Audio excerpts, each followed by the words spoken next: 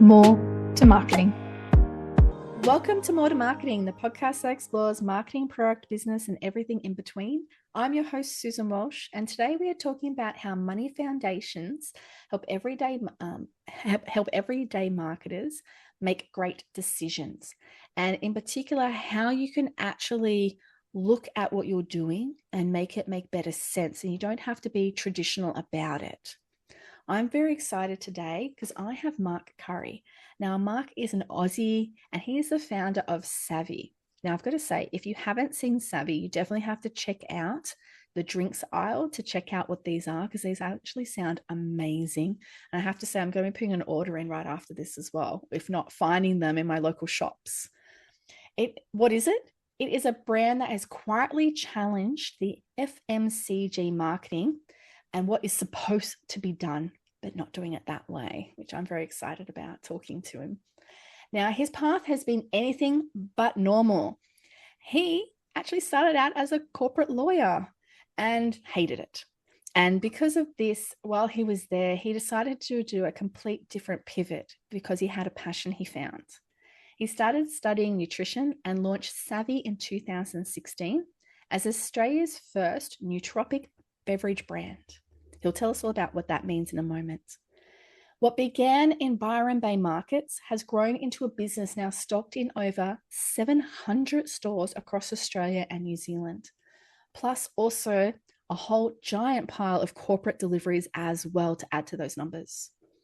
But here's what makes Mark's story more relevant and interesting for today. He didn't scale by following those traditional FMCG playbook rules. While most brands in this category doubled down on paying a huge amount of money for paid media or being retail-driven growth, he actually chose that very different rule. He decided to follow his own rules and be more deliberate about choosing what he did.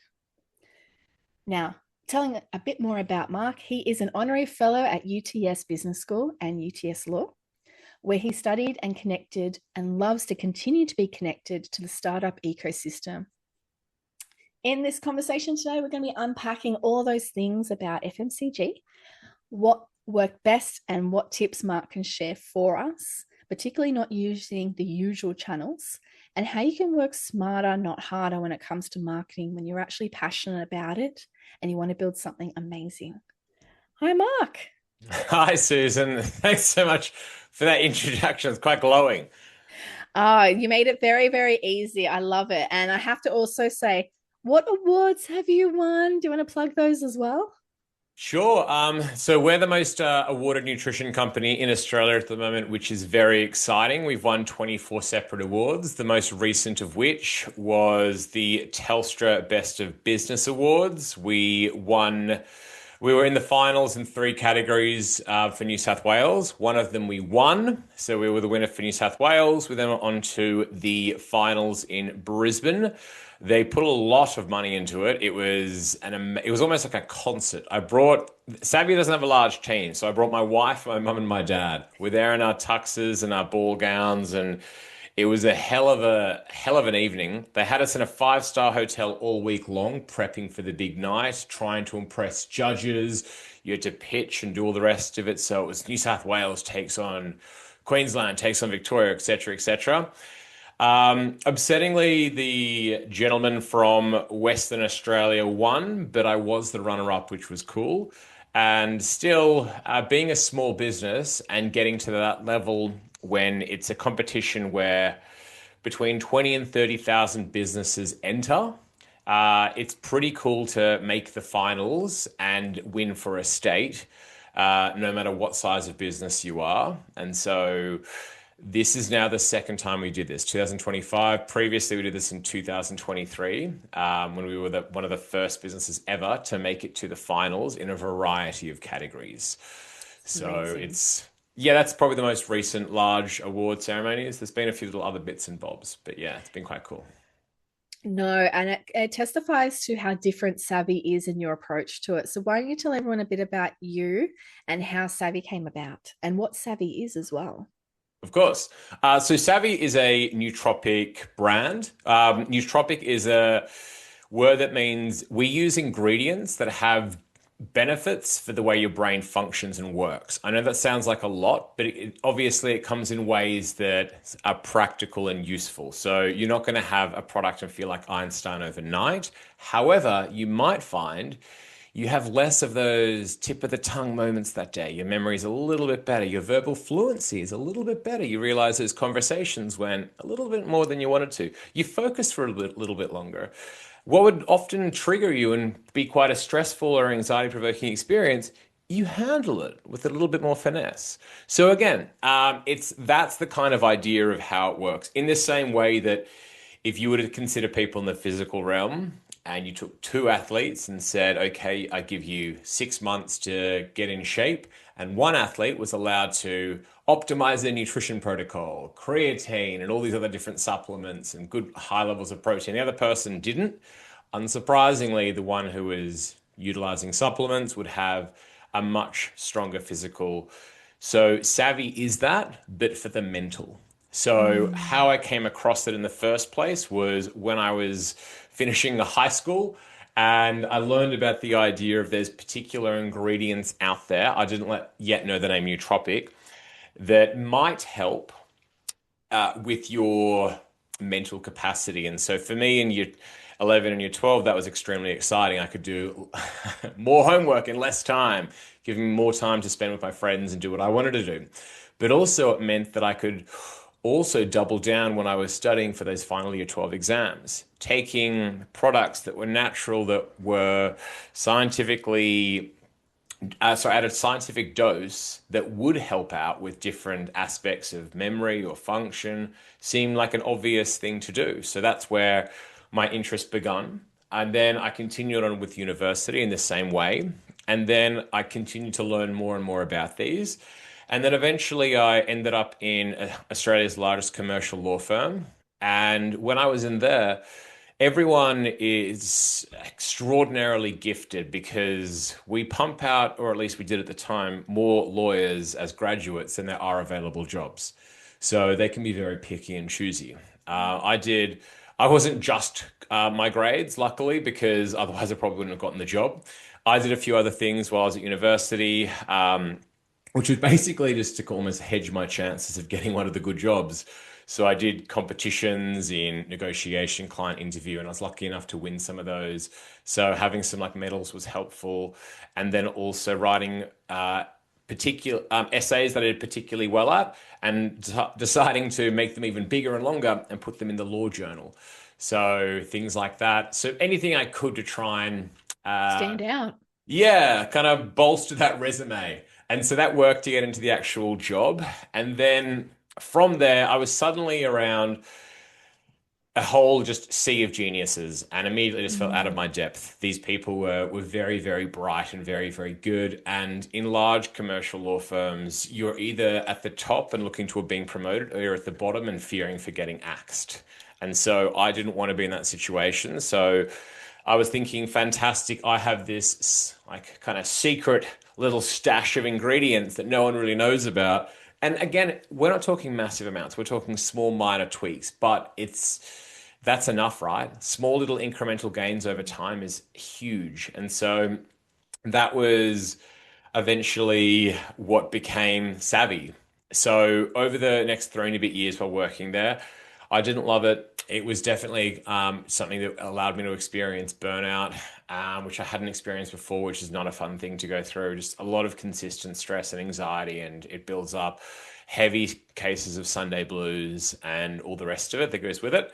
So I was playing with different ingredients, which were these nootropics. And so I would buy them in bulk because there was nothing available that was a ready mixed amount. So I'd buy these in bulk from all around the world because annoyingly there wasn't a one-stop shop, import them in, and I would have half a kilo here and a kilo there of all of these weird and wonderful ingredients.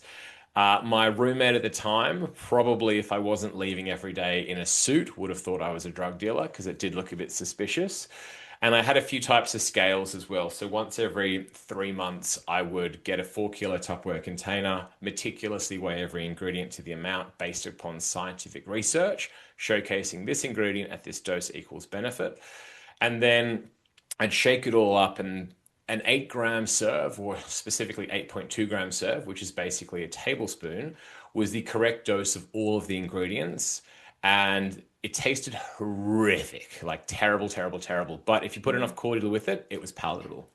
And that's what it was. And that sat in the corner of my office in a cupboard. And so every single day I would have one or two of these in lieu of having 10 coffees like everyone else, or the Adderall, the Ritalin, the Modafinil, the Adrafinil, the Vyvanse, which seems to proliferate a lot of large corporate environments who don't realize there are alternative ways to get through the Mm. day. And Yeah, so natural stimulant. Yeah. yeah, and just word started to spread that there was this weird lawyer in level six who was making these little brain potions, or brain elixirs, or whatever they would refer to it as. Because I initially was just giving it to some of my friends or people, because they'd always just see me with a glass that had this weird kind of cordial in it. I'm like, what are you drinking? And then I'd get all excited and I'd tell them, oh, look, it's this mixture of 22 ingredients. And it's really, really good. Yeah. It's I've like a imported from all these different countries and it's all natural. Yeah, and I'm like getting all excited going, it's this thing's called nootropics, right? So like trust me, just try it out, see what you think. Like you will have a better day. It's like multiple coffees in one, but it lasts way longer. You don't get the jitters like you do from the coffee. You don't get a crash like from the coffee. You also kind of feel clear-headed. It's honestly just try it out. And then they would. And then they'd come back to me, whether via email, popping back to the office, or hit me up on the inter-office chat and be like, dude, this was actually really, really good. Like, where do I get this? And they expect me to send them down to the convenience store or the health food store. And I was like, there's nothing else like this. They're like, oh, okay, but is there something similar? And then no, there's not. There's literally not. I wish there was. It took me so long to work out how to find this, what amounts of these ingredients to use. The research is sparse and random. And so to actually put this together, this has taken years and years and years of time and research, like hundreds and hundreds of hours to finally put this together. I've then verified it multiple times with friends who are much smarter than me in the places of nutrition, naturopathy, and even neuroscience. So I'm like, this works, but yeah, you can't replicate it. Like I wish something out there did. I'm not even positive that all of these ingredients are even allowed to be used in like Australia and food and beverages and what quantities, because there's all this law about it. Anyway, so I then thought that was a cool thing for a while, that these people would come to my office and like it would even be partners and like the top people from law firms and even like people who were here for an international arbitration conference, someone who I've read about and know from the UK, and they're suddenly in my office asking for this special brain potion. And so you're suddenly thinking this is amazing. And then they'd email you back saying it's really good. And then you might be able to co-write something together. And so as a little budding lawyer, I was all excited. But I also didn't want that as a complete career, A. B, I wanted to look for something else. And then one day it just occurred to me, these drinks I'm making, which everyone seems to love, what if I made these for a living? What if that became my thing? That I replace the need for all of these stimulants people are taking all day long in huge doses that only make things worse. And I made something that actually helps people. And that's what I did. I was 27. At the time, I was probably not in the best position to start a business. I only had $17,000 in savings. I still owed the government about 40 or so thousand dollars on my law degree. And that was it. So not exactly the best place to get started, but nonetheless, I knew what I wanted to do. So I quit my life as a lawyer. I started studying nutrition and I started working out how the heck I'm going to do this. And everything does take a bit longer than you expect. But I worked out a company name, set up a company structure, worked out the brand name, worked out the idea, the business plan, the basics, started putting all things together. However, I quickly learned that for things to really work, money really talks pretty loud. And so that was a huge challenge trying to go out to places and say, hey, I got this idea. Can I get this in a drink? And I'd find a manufacturing facility, whether it was just on the outskirts of Sydney or wherever it might be. And then one of the questions they ask quite early on is what ingredients at what dose? Where are you getting them from? What are you putting it in? Is it a glass bottle? Is it a can? What is it? And how much money do you have behind the idea? What do you want to make here? They want to know what you have backing you. And when you say, oh, like I want to do a smallish dose to make sure it works. Like I was thinking maybe around like 20,000 or something.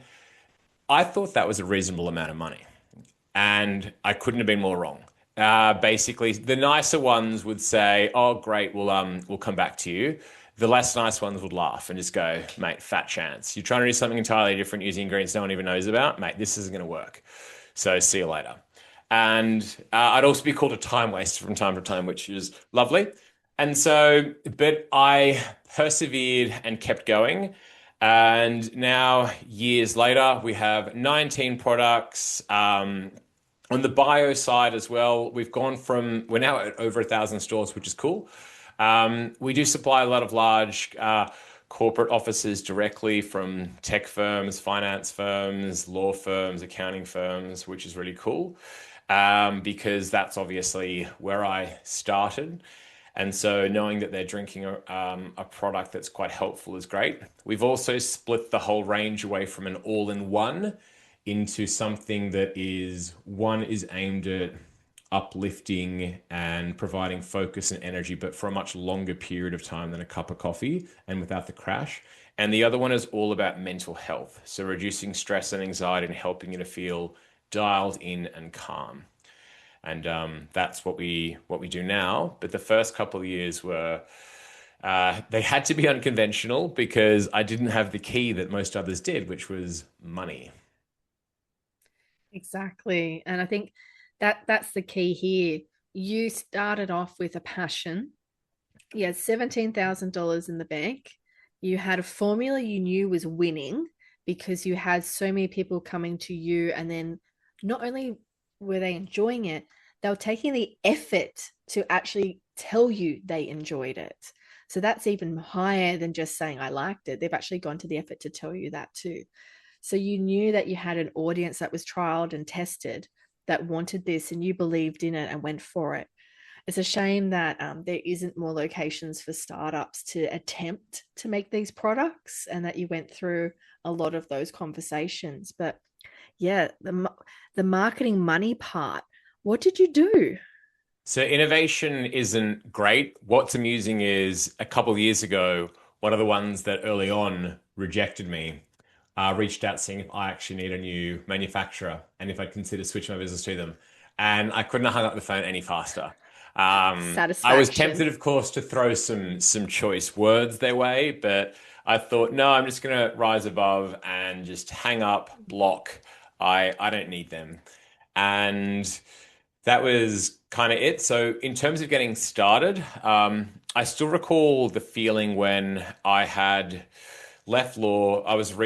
I luckily could move back home with my parents. So, very grateful that they took me back. They could have said no, and that would have made life a lot more challenging. I think they thought I was going through like a mental health breakdown. So, that made it easier. So, when bills were less of a concern. I could actually focus on getting a part-time job to try and bring some money in, whilst also, I was working at a tutoring company, same thing I did at university, whilst trying to start the basics for Savvy. And so that was my entire life. I wasn't really going out during the week or on the weekends. I became a little bit of a recluse. I try and see friends here and there for like a walk or a coffee, but anything that had a cost, dinners and nights out, no thank you. I wanted to spend everything on trying to get ahead for the business. So when eventually I saw the very first pallet turn up, it was interesting seeing all of your net worth to date and also being fully aware that you're probably 50 plus $1,000 in debt at this stage because I did have to ask for a few extra dollars here and there from friends and family to try and pay for that first order. It's scary, very, very scary. But the very first sale I had was actually the truck driver. I'd completely forgotten the transport industry also needs a product just like this that is a all-in-one product that not only will help with giving you a bit of a boost for energy, but will also help with mental performance and with focus and will last longer than tea or coffee or caffeine alone products, energy drinks, or yerba mate or whatever the thing might be at the time, right? The Coke Zero in the afternoon. It's the reason that works is there's caffeine in it.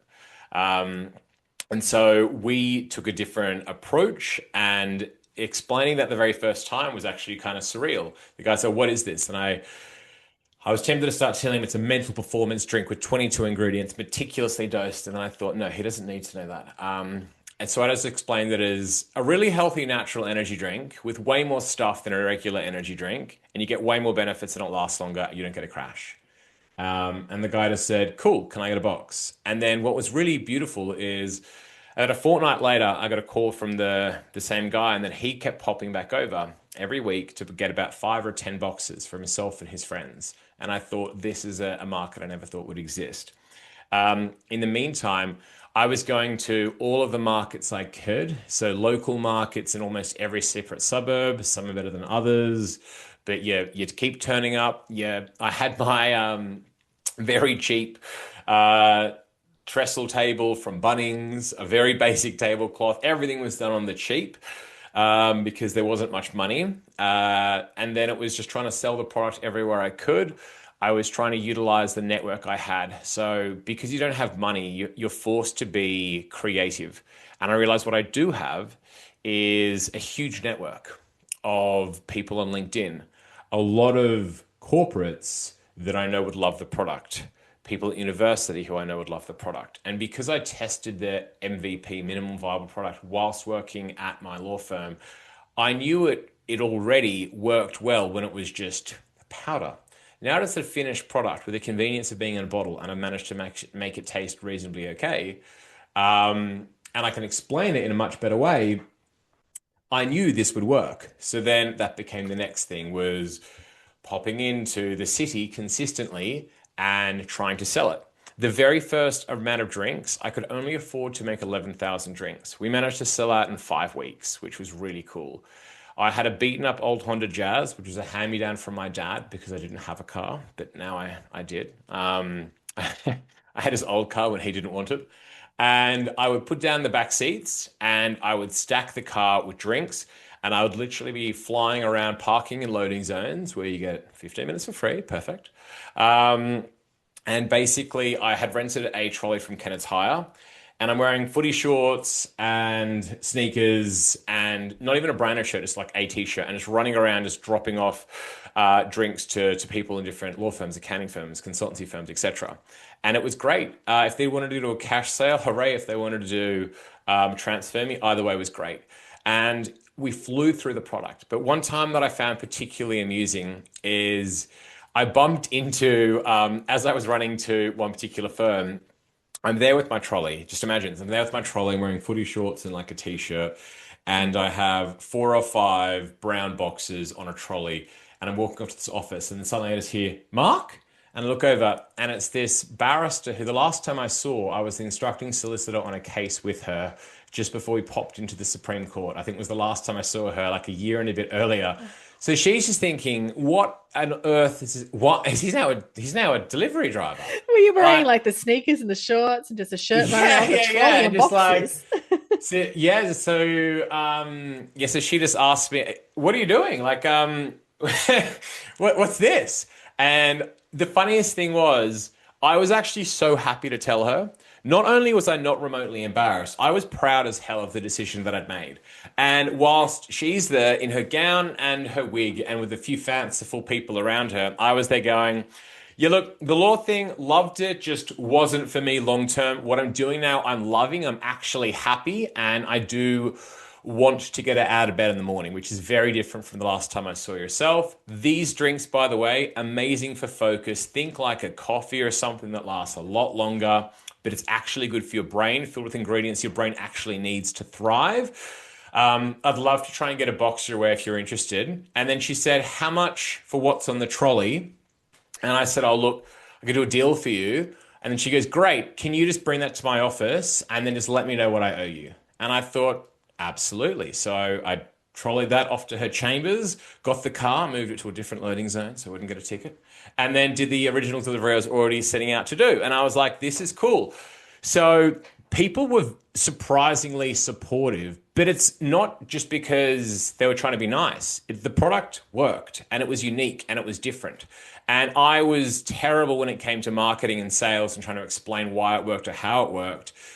Even the design was very, very basic. Like Susan can tell you, I'm holding it up on like a webcam, and it's pretty average. But it But stands out. Exactly. It was out and it was making sales. And so once I sold the first 11,000 units, I didn't have a part two. So that was the next part of like, oh, good. What do I do now though? Because I'm still getting like texts and emails and LinkedIn requests and the other stuff going, hey mate, can you bring 5 boxes around next week? Can you do this? Can you do this? Hey, I gave this out to my friend who actually now wants 10. And I'm there thinking, I don't have any more boxes, man. So I was like, cool, I got to set up like an email list with like a waiting. And it was quite a cool thing. I've now leveled up to beyond that next thing if it's actually a working business. So then I set up a proper, fully functional website with an email system where I could actually hold on to people's details and send them information once the product was out. And then I went to that next level, and then it slowly went from there. Um, so yeah, that was one of the channels I expected would work and I hoped would work, but it was a bit different because no one had gone direct to corporates before. So that was amazing.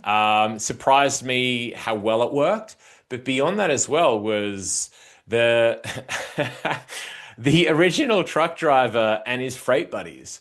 And realizing this is great. And he kept telling me, I never actually got around to doing it, to go out to some like certain yards where there's a lot of shipping places and just go, mate, if you explain this, you would get 10 times as many orders. And I always thought that's great. And I didn't do it with the original drink, but I did in the future. And that also became a market I didn't expect. So what I learned was don't turn, even though your business plan might be pretty clear to say, you're going to do this, then this, then this. Don't be afraid to pivot. And if it's working, great. Throw your business plan in the bin and just start doing the thing that's working. Um, I adapted and changed consistently. People would eventually say to me, hey, look, love the product because it's really good for helping you to focus. But I don't like that it has caffeine. Could you make one without caffeine that just helps with the focus aspect? And I thought, sure. And that's the reason why we have the two separate split brands now. And they both sell really, really well. Interestingly, the Calm sparkling range in the drink format and the Calm bars outsell the energy products. So Interesting. more people want products that reduce stress and reduce anxiety and help them to feel a bit more dialed in and focused, more than they want energy and performance and mood boosting and more kind of a anything that's going to get them pumped up for the day. People are more interested in something that's going to help them to feel more level. And I think that's Yeah. pretty cool. That is really interesting. And there's something you've learned over time. And you listen to your audience saying, we love the product, but we want something that can be more soothing for us because we don't want to feel on edge or excited or energized all the time. And we were talking before, and having like the energy one in the morning, and then when you have that 3 o'clock little munchies, instead you have the calm, which gives you the energy you need and the mental calmness you need to go with it to finish the day and have a nice set off to the evening. And what were you saying about? I'll let you talk about what it does overnight with your body. Oh yeah, so we have at one stage I started to make a whole variety of different products. It started with a singular drink and then it made a few flavors of the drink and then I spanned into coffee because people were saying, "Oh, I love coffee and I love your drink, but I can't replace my morning coffee." And I thought, if you can't beat them, join them. So I worked with a roastery in Australia where we get actually good quality organic fair trade coffee. I would then add ingredients to it. So now I suddenly had like a super enhanced coffee, which I literally called super coffee. And then I renamed it Focus Coffee later because I realized the reason people love it is coffee they know gives them energy, but it doesn't give them focus. So I thought, well, ours is Focus Coffee because it does give you energy and focus, and it lasts 50% longer, and you don't get a crash. So that was the kind of thing by adding these extra ingredients, which is again why it's cool. Like having one coffee or having the other isn't going to make you a superhero, but you get more benefits out of it. So again, why would you not want to have the one that has more benefits? That was Mm. always kind of my thought process. So then beyond the coffees, we then moved into we had an opportunity actually with Coles where it was a pilot program. I'm not sure how we came across their desk, but it was cool as heck that we did. And they wanted to put us and a bunch of other health brands in a few stores around Melbourne, some of their big flagship stores. Coles is from Melbourne. And But they said I needed to have a few extra products. What else do I have in the pipeline? Because to get in, I couldn't just have some drinks and some coffee. I needed some more. So then I frantically made some bars and I made some greens. I wanted to kind of do like an AG1, but better. One that actually works for energy and one works for calm. So yes, it has all the same base ingredients that you see on the shelf. The broccoli, the spirulina, the alfalfa grass, the chlorella, blah, blah, blah. But beyond that, it would also have the energy one at least would have green tea and L-theanine and vitamins and other ingredients, panax ginseng, rhodiola rosea, things that are great to have for energy. So it replaces that morning coffee or that mid-morning coffee or lunchtime, whatever. But then I also made one that's calming, which has ingredients like sasandraberry, California poppy, vitamin B6, B12, and vitamin C, magnesium, magnolia bark. So things that are really good to help your body to up regulate a neurotransmitter called GABA, which is like the calming neurotransmitter, like a handbrake for your brain, slows those racing thoughts, but also something that helps to regulate cortisol, which is the hormone responsible for stress and anxiety. So getting those two things out of control at a scientific level is instrumentally important, and that's what our calm range does. So having a greens powder that does that was great. Because it's a huge amount of really, really nutritious fruits and vegetables and algae that are dehydrated. And most fruits and vegetables and algae are unsurprisingly mainly water. So when you dehydrate them, you get a super, super concentrated powder. And so one teaspoon was equivalent to around 1 kilo of fruits and vegetables in terms of ORAC value. And so I would often in the afternoon and evening have one or two serves of the calm greens because I loved the idea of a product that's going to allow me to feel calmer. And then at the end of the day, that's great. That's going to lead to more restful sleep. That's going to allow me to get to sleep earlier, stay asleep for longer, and also recover in a much better way. But beyond that, getting all of those antioxidants and anti-inflammatories in my body, irrespective of how good the food I was that day with what I ate, I loved the idea of like a little like cleaning crew going to work that night. So I wake up the next day feeling a lot more refreshed than I otherwise would have. And that was one of the key things about the greens. But it was probably also a little bit of a shiny ball, making a bit too many things, getting up to 19 products. It sounds cool, but like it's a lot to manage. So currently we're in the process of culling. So the process at the moment is what's working the best, paying attention to that. Why is that the case? Starting to do some market research surrounding it, working at the experience that people have from it, what they like, what they don't like, and then double downing on what's working well, and then removing what's not working as well, or making changes, whatever needs to be done. Because every single potential bit of effort, energy, utility, time, value, money that could be spent on something that has much better returns for the business is more worthwhile doing. So if people naturally gravitate more to the collagen nootropic bars, which is like a super healthy protein bar, but with all of these added ingredients more naturally than they will to the greens, then it would make sense if organically that's going to happen just to try and spend more time and energy selling the bars because that's what people tend to go for and reach for first. Every time I spend money on the greens, I'm not getting that ideal return. So I've started just to move into that area. I'm not necessarily going to cut things, but when I say cull, it means in terms of the amount of attention and money we're putting behind ideas. Um, It makes sense because you're using research and data to back it. And that's the best way to do it. You're listening to consumers, you're seeing what the trends are, you're looking for where the opportunities are and gaps in market. It makes sense. But Absolutely. I have to say one of the things I love about your approach when it comes to discipline versus experimentation is that you chose with your products not to do what every other product range is doing with ingredients. Do you want to talk us through that and how you were very unconventional in that approach? Yes, absolutely. So a lot of brands early on tend to focus the approach on let's make the product as cheap as possible and sell at the highest available price, just considering consumer surplus, basic economic theory, right? And in order to do this, also spend other people's money. A lot of people kept saying to me, Mark, your idea is really smart. You're a smart guy. Don't spend your own money, spend someone else's. However, they oversimplify it, right? It's not just as easy as going, yeah, no worries, guys. Who wants to give me 1 million? Not an easy process. You end up losing a huge chunk of potentially the entire direction and the scientific integrity of what you've built. And so for me, that was too much at stake. So I didn't do it, and at least not until later when I knew I would be able to be more investable and control things better. In early days, it didn't seem appropriate. Plus, I also had imposter syndrome, being like an ex-lawyer comes nutritionist. So now I've gone well over the top, and I now have quite a few credentials in nutrition and nootropic and health science and food science, which is great to have. Weirdly, a lot of my peers and a lot of people who run nutrition businesses do not have any understanding of nutrition, which is bizarre. But the actual thing about the ingredients that was interesting is ingredients cost money. Functional ingredients cost money. And then also the other aspect, which people don't often think about, if I'm putting in a really high quality ingredient like Panax ginseng or rhodiola rosea into a product, and they have a huge amount of benefits in their own right, but they taste terrible. It just tastes like I'm adding dirt to a drink.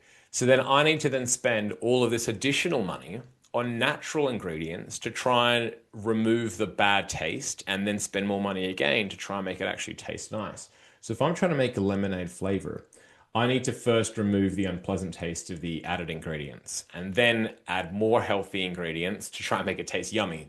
That ends up costing a lot more. So therefore, what a lot of manufacturers and other people tend to do is they put in a tiny percentage of what you actually need to get the benefit. And I think that's extraordinarily uncool. What's worse is the ACCC in Australia and other little places don't seem to be as excited to jump on top of misleading and deceptive advertising claims, which is a shame. The nutrition industry in Australia is rife with ridiculously underdosed products that do not work at the dose which the ingredients are in there. They're subtherapeutic. They simply will not work. But they make all of these exciting, fanciful claims. However, they cannot back it up, which is a shame. I wish Australia did what New Zealand did with a brand called Arepa, where they asked them to prove the effects of their product. They couldn't. And so they got ripped apart for not being able to substantiate their benefits. They made all these claims that their product will do A, B, C, and they said, great, prove it. What ingredients at what dose and what science you're relying on? They couldn't do it. They got ripped apart. And I thought, wonderful, that's what you get for being a bit cheeky. However, in Australia, that's not happening as much, which is a shame. And it allows for the nutrition industry to run rife with low quality products and also people and consumers to lose their trust, which is very important as well in the industry. So very often do I explain the benefits of the product and people go, yeah, sure, mate, whatever. I just get hit with that, yeah, I don't know about that, mate. But the cool thing is it works. And then I go, trust me, it's based on science. Try it out, see what you think. And what's beautiful is seeing them time and time again come back going, yeah, wow, this is really cool. This is unique. So a lot of the people fall into the trap because it costs a lot more money to make a good quality product than it does to make an average quality one. And somewhere along the lines, especially if there's investors and financial people involved, will people say, why would you make a product that has a cost of goods of $1.50 or $2 if you're only selling it for $6? That's not a very good margin. We don't want that. Instead, make the product for less than $1, please, and sell it at $6.50 or $7. And that's annoyingly what a lot of products tend to do, which is a huge shame because they lack scientific integrity. The product simply doesn't work.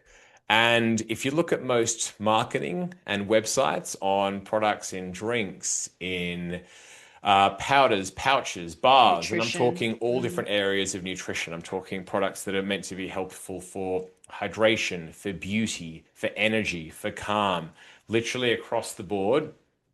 But they rarely ever talk about their ingredients at the dose they're using. They'll say, oh, it's in here. Yeah, that super amazing ingredient you've heard about. It's in here.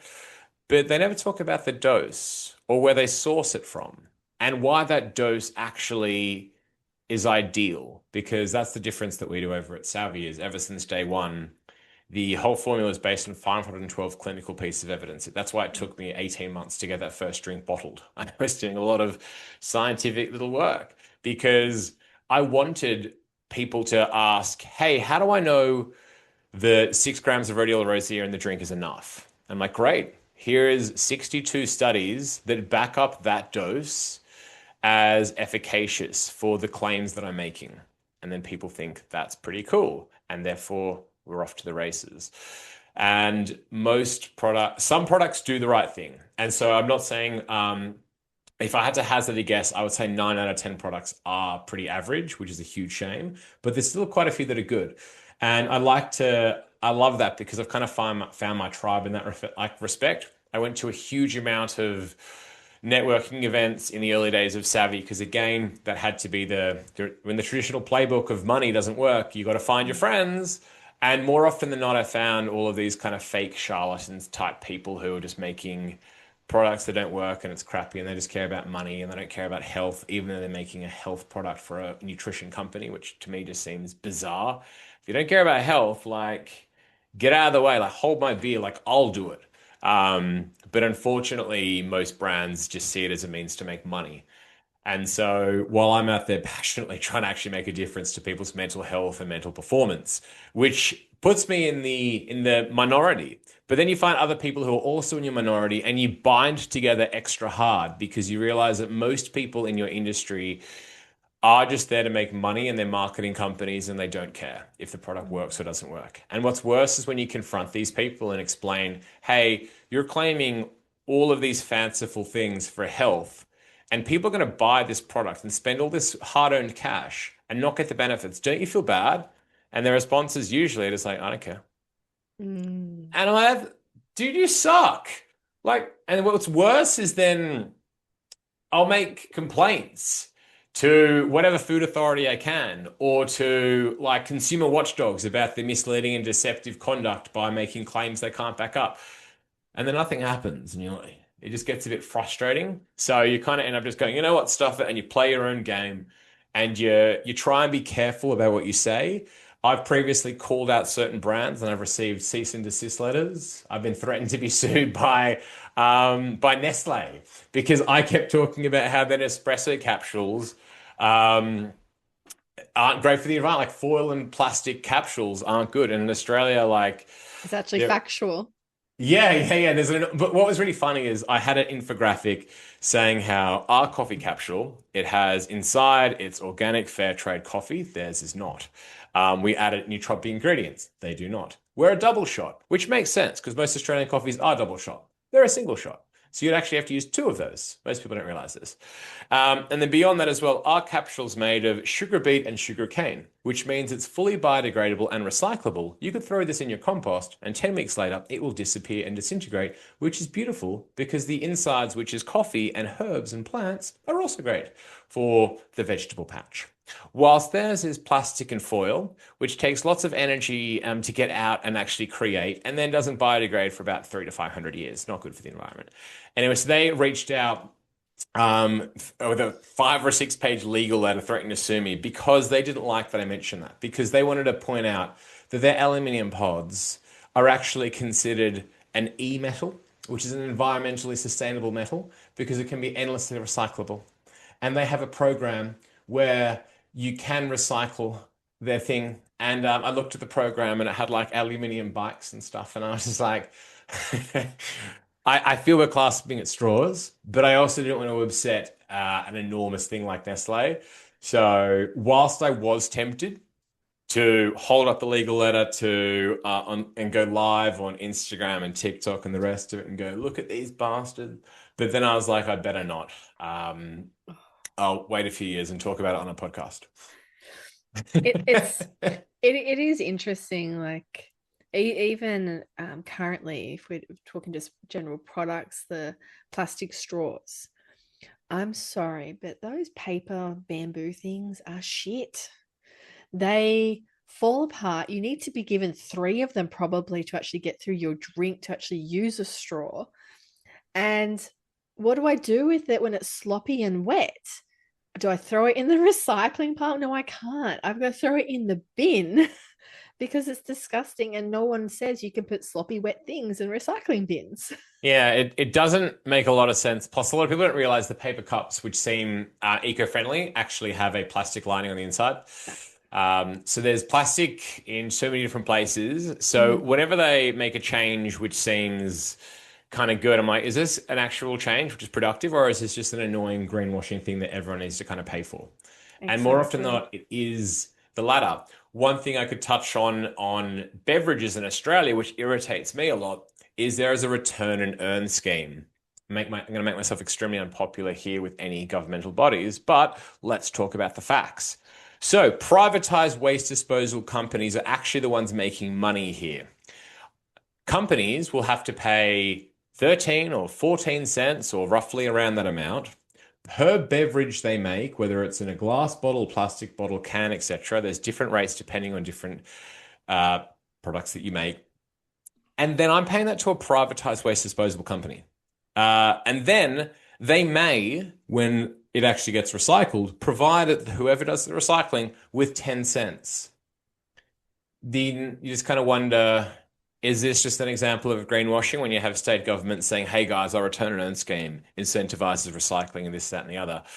But they forgot to mention that the entire thing, it's funded by beverage manufacturers being charged an additional chunk of money. So then privatized waste disposal companies can then earn that money, and it ends up in the exact same place as it does if you just put it in the yellow bin.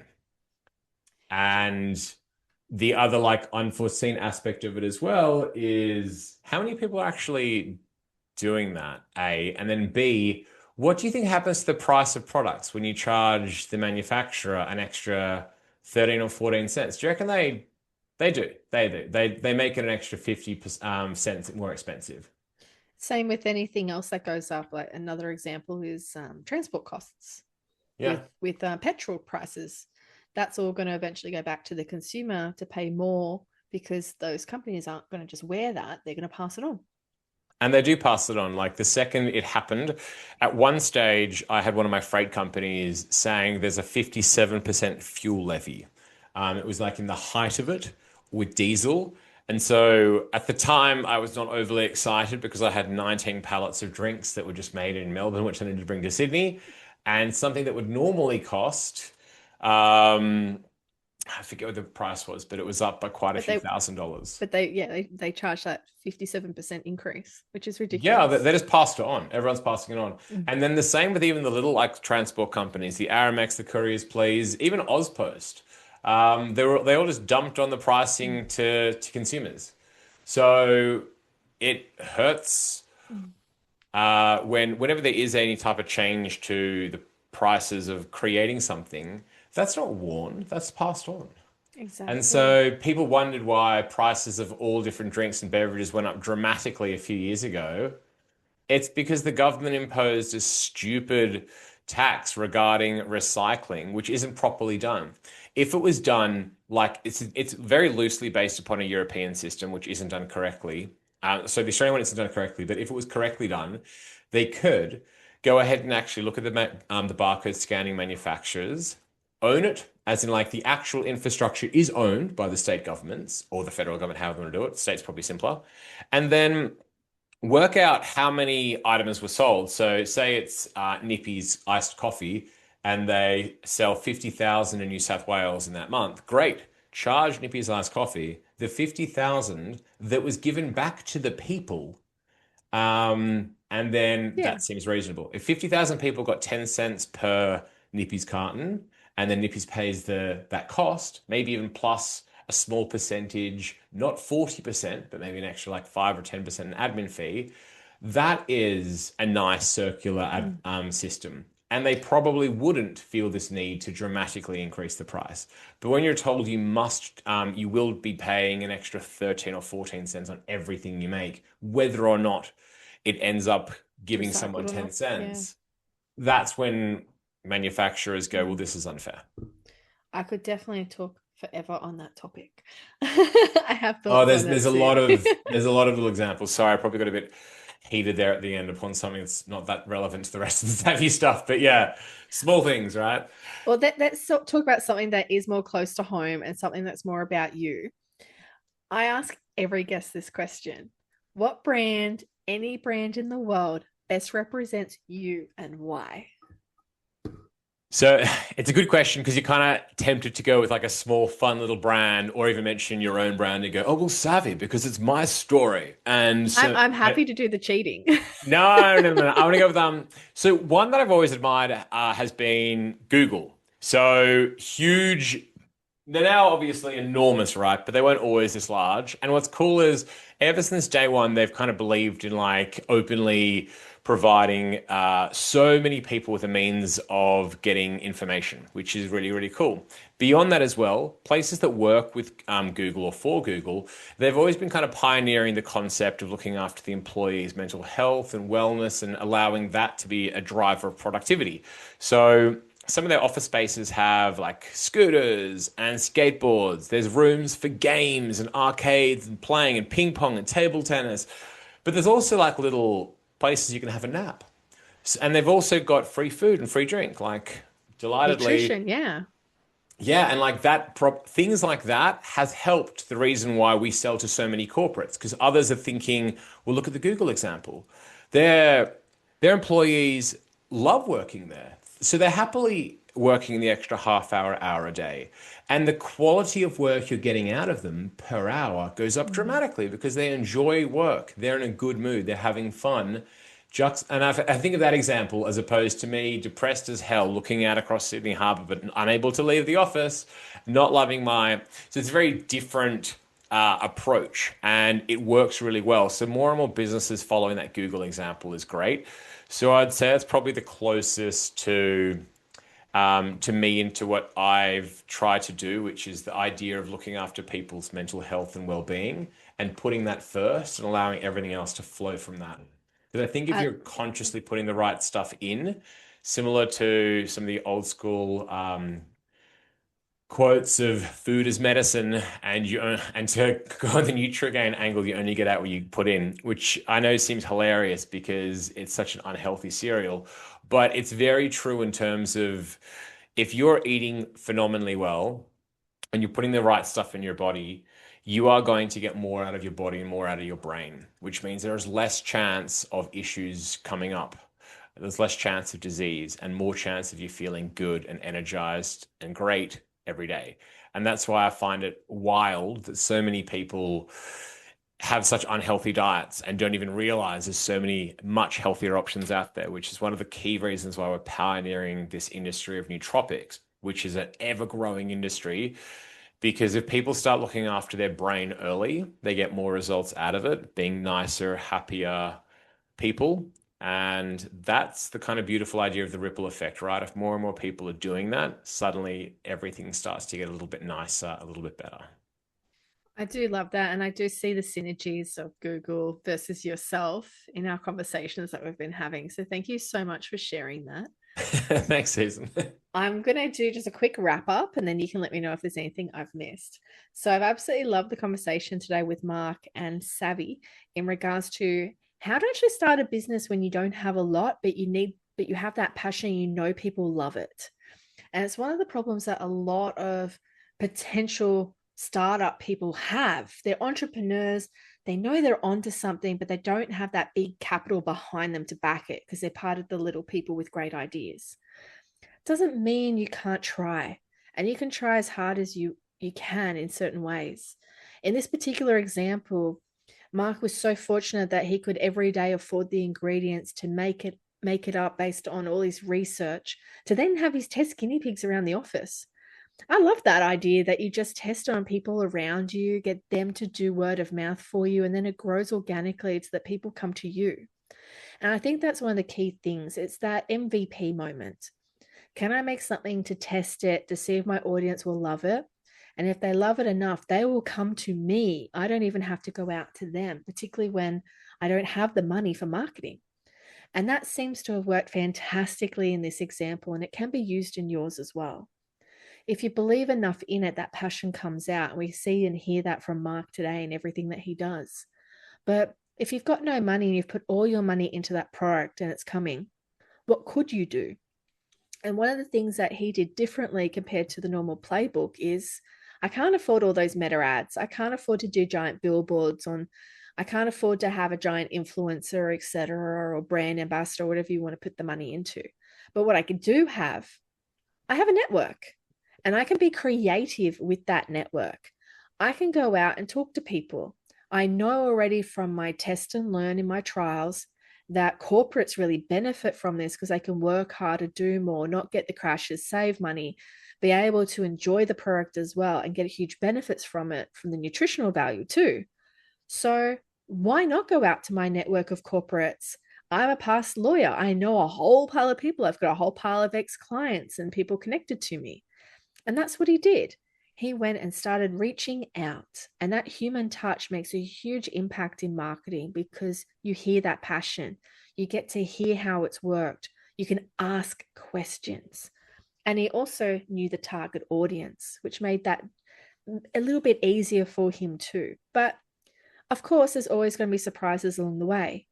Surprise is, oh, truck drivers, they need to concentrate. That's what my product does. This will help them. They won't have the crashes they get from caffeine and everything. So you always have your door open to have pivots where required, even from bringing in a new segmented audience you didn't think might appreciate it. Also, during it is what next? What will happen next that I need to do that I didn't think of? One of the big ones here was an email waiting list because people were so excited about what was coming next, a new bar, a new flavor, a new whatever it was. So having that surprise as well was good because that's a quick fix. It doesn't take long even just to get an Excel spreadsheet up and running and get people just to email it to you. But always remember to follow through. Even if it's just a light communication saying it's not quite ready yet, but we haven't forgotten about you, check out our website. Always remember to keep doing those little touch bases with people, even if it's going to take a while for whatever they're interested in to come to life. Another great way to do marketing a bit different is go where the audience is. The truck driver example, go to the yard, go there and actually let the people test and taste it and try it, and then buy a case of it. That makes a difference in your audience. So yes, you can go to the markets. Yes, you can do all those things. But if you go to where you know your audience is and you know you've got people there that are friendly for you, can maybe speak for you, that will make a huge difference. And that again goes back to know your audience and pivot where needed. I also love that as part of his journey, data and research became key when it came to expanding. Listening to your audience, listening to what they are willing to spend their money on, no matter if it's powdered or ready made, so that you know what will work when you put it out there. So you're less likely to have that high risk. It's more of a lower risk when you're going out. But to be honest, all of this is about, in this example, building trust with this brand. This brand in particular is talking about we put these ingredients in at the right dosage for you. Do a taste test, know the difference from another product to what we've got, a coffee versus this. You will notice the difference because of our ingredients. We don't hide or shy from that. We put in the real benefit. And I think that's a key differentiator here. Know your product differentiator. Talk about it with authenticity. Be passionate about it too. And people will hear this and understand this and be willing to give it a go.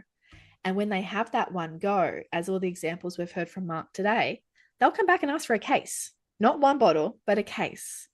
So that's why the power of marketing helps you here, because you're actually claiming a benefit and you're following through with it. And that's when people will grow businesses and people will switch because of learning and getting that trust factor up. Mark, have I missed anything? No, I thought that was a great summary of everything. Thank you.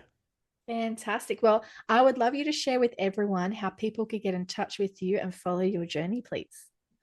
So the website is great, which is savvybeverage.com.au. Alternatively, you can find Savvy Beverage on LinkedIn or myself, Mark J.T. Curry on LinkedIn. Also Instagram, TikTok, and Facebook. But probably the simplest way to get started is the website because everything is hyperlinked there. Fantastic. And you can find all the stock of this as well there. So you can go try it yourself. Yeah, so interestingly, with that, we actually took that down. So any stockist request, just shoot a message. One of the team will go back to you very quickly with where and when. And the Beautiful. rationale as to why is because we have quite a few products out, and sometimes stores will have just the boost drink range, the calm drink range, and the coffee. But then it turns out that person really wanted to try the greens, and they're furious that they drove 10 minutes up the road to whatever store it was to find out they didn't have the product they wanted. And of course, more often than not, that becomes my fault. And they're a bit irritated that I didn't have it. And so, and maybe that store was out of stock that week. Maybe that's just something that store just doesn't stock because it's a small little store. It could be a multitude of reasons. So I thought the safest thing is I know the data of what each store has. And so when I know what the customer wants, oh, I really want to try out the calm bars. Great. Where do you live? What's the suburb? Fantastic. Go to any of these 17 stores. They have it. Fantastic. And then you can just feel a bit safer that they're going to get what they want. Yep. It was simpler when we only had a few products because each time you're in a store, they have all of those. But once you have quite a few, you need to almost just validate the request to ensure. And it was too complicated putting all that information online. So we just thought, let's just take the easier option here and just take it offline. And then customers who want to try it out, we'll send them into stores. Perfect.